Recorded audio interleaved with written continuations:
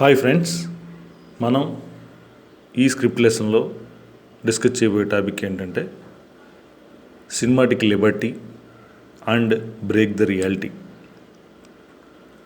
First cinematic liberty గురించి తెలుసుకుందాం. Cinema story రాయడం అంటేనే విపరీతమైన స్వేచ్ఛ తీసుకోవడం. దీన్నే సినిమాటిక్ లిబర్టీ అంటారు. అంటే సినిమా కాబట్టి తీసుకునే స్వేచ్ఛ. అంటే ఏంటంటే సినిమా కాబట్టే తీసుకుంటాం ఈ స్వేచ్ఛ అంతా, లేకపోతే ఇది జరగదు. ఇది రైటర్గా డైరెక్టర్గా అవ్వబోయే మనకు తెలియాలి. ఇది తెలియకపోతే కమర్షియల్ సినిమా స్టోరీ రైటింగ్ అనేది రాదు, చేయలేం. ఇది ఎన్ని రకాలుగా తీసుకుంటారు వాటిని చూద్దాం. సినిమాటిక్ లిబర్టీ అనేది మనకి 4 రకాలుగా తీసుకుంటారు. ఫస్ట్ వన్, స్టోరీలో సినిమాటిక్ లిబర్టీ. సెకండ్ వన్, క్యారెక్టర్స్లలో cinematic liberty. Third one, songs ఫైట్స్లలో సినిమాటిక్ లిబర్టీ.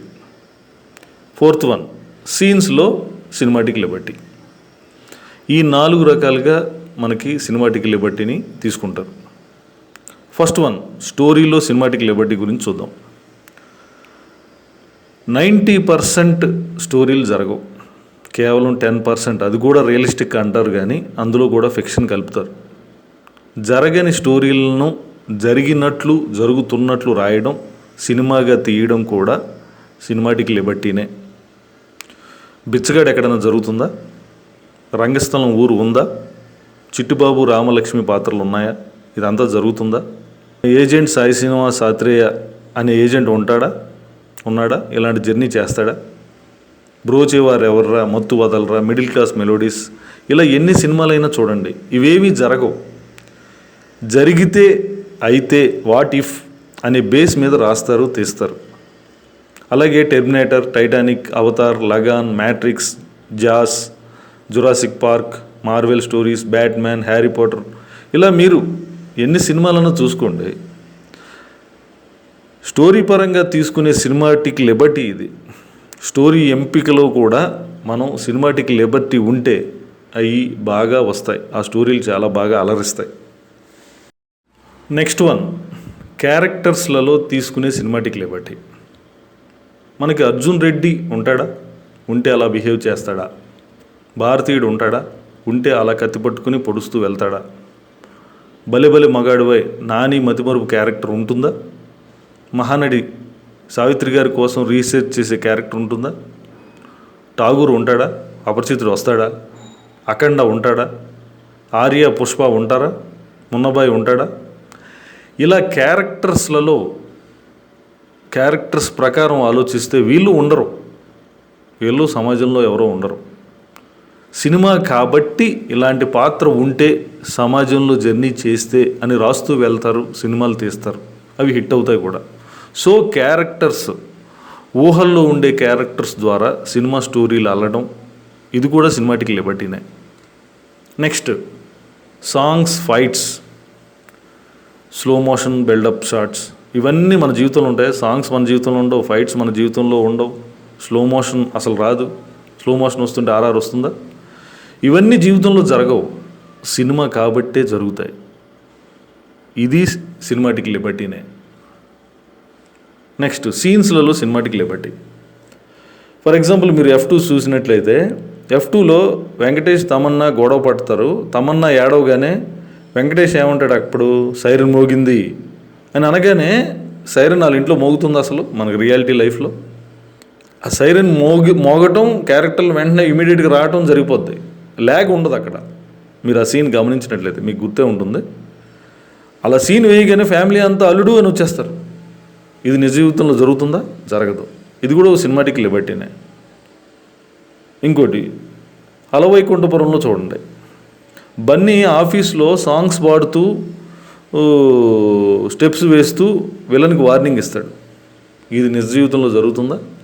ఇది జరగదు. ఇది కూడా సినిమాటిక్ లిబర్టీయే. నెక్స్ట్, 3 Idiotsలో ప్రొఫెసర్ లెసన్ చెప్పమంటే అమీర్ ఖాన్ ఎగ్జామ్ పెడతాడు. మన నిజ జీవితంలో లెసన్ చెప్పమంటే మనం లెసన్ చెప్పగలుగుతాం అసలు? ఫస్ట్ లెసనే చెప్పలేము మనం. కానీ అక్కడ ఎగ్జామ్ పెట్టేస్తాడు హీరో. ఇది జరగదు, జరుగుతున్నట్టు భ్రమింపచేస్తారు. ఇలా ఆలోచిస్తే సినిమాలో సీన్స్ ఏవి జరగవు, నిజం జీవితంలో ఏమీ జరగవు. సినిమాటిక్ లిబర్టీ అనే ఒక క్రియేటివ్ ఫ్యాక్టర్ వలన రైటర్స్ ఆ సీన్స్ని క్రియేట్ చేస్తారు, రాస్తారు. సో మనకి సినిమాటిక్ లిబర్టీ వల్లనే క్రియేటివిటీ వస్తుంది. సినిమాటిక్ లిబర్టీ వల్లనే జరగనిది జరుగుతూ ఉంటే వినోదం, టెన్షన్, ఫీలింగ్ ఆడియన్స్కి కలిగి మనకి సాటిస్ఫాక్షన్ వస్తుంది. ఆడియన్స్ ఎంజాయ్ చేస్తూ ఉంటారు, ఇన్వాల్వ్ అవుతూ ఉంటారు. సో ఎమోషన్ రావాలన్నా సినిమాటిక్ లిబర్టీ అవసరం. సినిమాటిక్ లిబర్టీ సినిమా కథను బట్టి మనకి మోతాదు నిర్ణయించుకోవాలి. మా సినిమాకి ఒకలా ఉంటుంది, క్లాస్ సినిమాకి ఒకలా ఉంటుంది, రకరకాలు. ఇదంతా సినిమాటిక్ లిబర్టీ దానికి మనకి బిలీవబిలిటీ అనేది తోడుగా ఉండాలి. ఇది కొన్ని సినిమాలకు అవసరం. బిలీవబుల్గా లేని సినిమాటిక్ లిబర్టీ మనకి అలరించదు. ఎంత సినిమాటిక్ లిబర్టీ ఉన్నా దానికి ఒక రీజను, లాజిక్, బిలీవబిలిటీ ఉంటేనే అప్పుడే బ్యాలెన్స్ అవుతుందన్నమాట. This is about the cinematic Liberty. Next, break the reality. మనం సీన్స్ రాసేటప్పుడు కానీ, స్క్రీన్ ప్లే రాసేటప్పుడు కానీ, స్టోరీ రాసేటప్పుడు కానీ రియల్ లైఫ్లో పాసిబిలిటీ అవుతుందా అనేది ఆలోచిస్తే అది కుదరదు అసలు. అటువంటప్పుడు మనం సినిమాటిక్ లిబర్టీని తీసుకున్నాం. అయితే స్టోరీ పాయింట్లో బోరింగ్ సీన్స్ని బ్రేక్ చేయాలి అంటే మనం ఆలోచించాల్సింది బ్రేక్ ద రియాలిటీ. అంటే టూ మచ్ రియల్గా ఆలోచించడం తగ్గించుకోవాలి మనం. యాజ్ ఏ క్రియేటర్గా టూ మచ్గా ఆలోచిస్తే, డీప్గా ఆలోచిస్తే అసలు సినిమా కథకి సీన్సే రాయలేం. అది ఆలోచించడం తగ్గించేయాలన్నమాట. అంటే ఆడియన్స్కి పెట్టకూడదు, బోరింగ్ చేయకూడదు, బోర్ సీన్స్ వేయకూడదు. అందుకోసమే ఈ బ్రేక్ ద రియాలిటీ సూత్రాన్ని వాడాలి. ఇప్పుడు ఫర్ ఎగ్జాంపుల్ మీరు బిచ్చగాడి సినిమా చూస్తున్నాడు. సినిమాలో హీరో ప్రతిసారి బిచ్చం ఎత్తుకునే ఉన్నాడా? లేదే. అలా చేస్తే ఆడియన్స్కి చిరాకు వస్తుంది. ఏదో 1-2 సీన్లు వేస్తారు, దాని నుంచి తప్పించేస్తారు తప్ప ఊరికే బిచ్చం ఎత్తుకుంటూ ఉండకూడదు హీరో. అవి బోరింగ్ సీన్స్ అయిపోతాయి. బోరింగ్ సీన్స్ రాకుండా ఉండాలంటేనే రియాలిటీని బ్రేక్ చేస్తారు. నెక్స్ట్, మిడిల్ క్లాస్ మెలోడీస్ చూడండి. అందులో హీరో బొంబాయి చట్నీ అంటే ఏమిటి, ఎలా చేస్తారు అని ఎక్కడైనా కథకుడు వివరించాడా? ఈ ఆలోచన రానివ్వడు స్క్రీన్ ప్లేలో. రియాలిటీ అయితే ఎక్స్ప్లెయిన్ చేసి సీన్స్ వేసి టూ మచ్ డీటెయిల్స్ చేస్తాం. కథలో చెప్పాల్సింది ఏంటి? మిడిల్ క్లాస్ మనుషుల ఆలోచనలు, బాధలు, కష్టాలు, ఆశలు, స్నేహాలు, భావోద్వేగాలు అవన్నీ చెప్తారు. మాంటేజ్లోనే బొంబాయి చట్నీ గురించి చెప్తాడు అంతే. టప్పని మాంటేజ్లో తీసి పడేస్తాడు. అలా ఎక్స్ప్లెయిన్ చేస్తూ కూర్చున్నాడంటే అది వంటల ప్రోగ్రాం అవుతుందన్నమాట. సో బోరింగ్ సీన్స్ రాకుండా మనం జాగ్రత్త పడాలి సినిమాలో. దానికే రియాలిటీ బ్రేక్ చేయటం అంటారు. ఫర్ ఎగ్జాంపుల్ శివ సినిమా తీసుకోండి, రామ్ గోపాల్ వర్మది.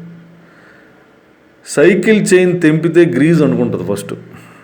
తర్వాత సైకిల్ చైన్ తెంపినా కానీ అది ప్రాపర్గా రాదు, తెగదు. కానీ ఆ ఉన్న ఎమోషన్లో సైకిల్ చైన్ తెంపి ఫైట్ చేస్తుంటే ఎమోషన్ వర్కౌట్ అయిపోతుంది. ఇంకా లాజిక్ ఆలోచించం మనం. దాన్ని బ్రేక్ ది రియాలిటీ అంటారు. మనం లాజిక్ ఆలోచిస్తే అది పండదు, ఆ సీన్ రాయలేరు అనమాట. సో బ్రేక్ ద రియాలిటీ సూత్రం ఎక్కడ వాడాలి, ఎక్కడ వాడకూడదు, బోరింగ్ సీన్స్ వస్తున్నాయంటే ఆ రియాలిటీని బ్రేక్ చేసేయాలి అని పక్కన పెట్టాలి. ఆ సీన్స్ని బోర్ కొడుతుంది. అలాగే పెళ్లి చూపులు చూడండి. పెళ్లి చూపుల్లో ఫుడ్ ట్రక్ పెట్టి ఏం వండారు? అవసరం లేదు కథకి. క్యారెక్టర్స్ మధ్య భావోద్వేగాలు కావాలి. అందుకే రియాలిటీ బ్రేక్ చేస్తారు. వాళ్ళు ఏం వండారు, ఏం తిన్నారు, ఎలాగా ఉన్నారు, అదంతా అవసరం లేదు కథకి. క్యారెక్టర్స్ మధ్య భావోద్వేగాలు పట్టుకుని నడుపుతారు. అందువల్లే రియాలిటీని బ్రేక్ చేస్తూ ఉంటారు. కాలేజ్ బేస్డ్ సినిమాలు చూడండి. హ్యాపీ డేస్ కావచ్చు, 3 Idiots కావచ్చు, నువ్వు నేను కావచ్చు, మొన్నబాయ్ MBBS కావచ్చు. హ్యాపీ డేస్ ఇంజనీరింగ్ బీటెక్ సంబంధించిన సినిమా. 3 Idiots IIT క్యాంపస్ సంబంధించిన cinema. Nuvvu Nenu college cinema. Munnabhai MBBS based cinema. వీటిల్లో క్లాస్ రూమ్ సీన్స్ ఎన్ని ఉన్నాయి? ఈవెన్ అర్జున్ రెడ్డి కూడా ఊరికే క్లాస్ రూమ్ సీన్స్ వేస్తారా? క్లాస్ రూమ్ సీన్స్ వేయాలంటే కూడా పర్పస్ ఉండాలి. పర్పస్ లేకపోతే ఆ సీన్లు వేయరు. ఏదో మచ్చుకి 1, 2, 3 వేస్తారు సీన్లు. ఊరికే క్లాస్ రూమ్ సీన్లు వేయరు. సో అక్కడ కూడా మనం రియాలిటీని బ్రేక్ చేస్తారన్నమాట. క్లాస్ రూమ్ సీన్స్ వేస్తే ఇంకా బోర్ కొట్టేస్తుంది, ఇంకా అది రెగ్యులర్ క్లాస్ అయిపోద్ది కదా, రియాలిటీ అయిపోద్ది. సో మనం రియాలిటీని బ్రేక్ చేసే సీన్లు వేయాలి మనం అక్కడ. నెక్స్ట్, ఈ మధ్యన రీసెంట్గా రిలీజ్ అయిన అఖండ, పుష్ప చూడండి. ముందు పుష్పకి వద్దాం. ఎర్రచందనం వల్ల యూజ్ ఏమిటి, స్టార్టింగ్ యానిమేషన్తో చెప్పేశారు, అంతే. ఇంకా కథ అంతా పుష్ప అతని జీవితం జర్నీ గురించి. ఎర్రచందనం సీన్స్లలో భాగం, బ్యాక్డ్రాప్, అంతేగాని ఎర్రచందనం చెట్లు నరకడం సినిమా కాదు, అదొక బ్యాక్డ్రాప్ మాత్రమే. ఆ బ్యాక్డ్రాప్ని అడ్డం పెట్టుకుని ఈ పుష్ప జీవితం, పుష్ప జర్నీ ఎలా ఉందని చెప్తూ వెళ్తారు. అలాగే అఖండ సినిమాకి వద్దాం. అఘోరా గెటప్లో బాలయ్య బాబు గారు సూపర్గా వచ్చారు. అఘోరాల జీవితం కాదు అక్కడ చెప్పాల్సింది, అఘోరాగా వచ్చిన అఖండ క్యారెక్టరు జర్నీ, ఎమోషన్స్, అతని ఎమోషన్స్, అతని జర్నీ మాత్రమే, అతను రియాక్ట్ అయ్యే తీరు మాత్రమే సినిమా. అందువల్లే అంత పెద్ద హిట్ అయింది సినిమా. సో మనం కథలు రాసేటప్పుడు రియాలిటీ లైఫ్లో ఆలోచించే సీన్స్ కానీ, వచ్చే సీన్స్ కానీ నసబెట్టేస్తాయి, బోర్ వస్తుంది అన్నమాట జనాలకి. అవన్నీ బ్రేక్ చేసేస్తారు. భావోద్వేగంగా ఉండే సీన్లు మాత్రమే, ఎమోషనలైజ్గా ఉండే సీన్లు మాత్రమే, ఎంటర్టైన్ చేసే సీన్లు మాత్రమే, ఎంగేజ్ చేసే సీన్లు మాత్రమే వేస్తారు. అంతేగాని రియాలిటీగా, రియలిస్టిక్ అప్రోచ్గా ఉండే సీన్లు మ్యాక్సిమం తగ్గిస్తారు. ఒకవేళ ఉన్నా కానీ దాన్ని కూడా స్మూత్గా డీల్ చేస్తారు. So cinematic Liberty, break the reality, ఇవి రైటర్స్కి, డైరెక్టర్స్కి తెలియాలి.